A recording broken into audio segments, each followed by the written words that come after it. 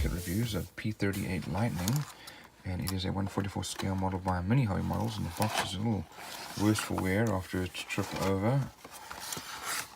Here are our instructions,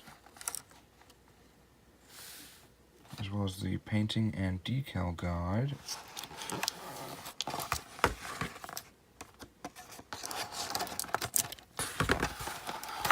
Let's have a look inside.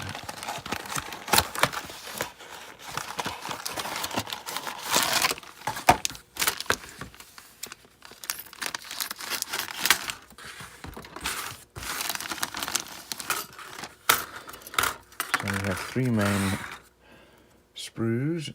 These are raised lines. Some of them are recessed.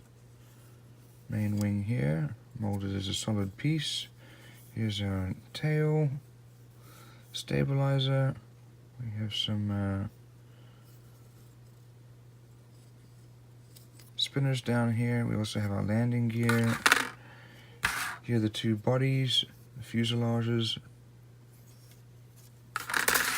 And then we have our nose for the fuselage, the front, and our propellers, wheels, and looks like some fuel tanks.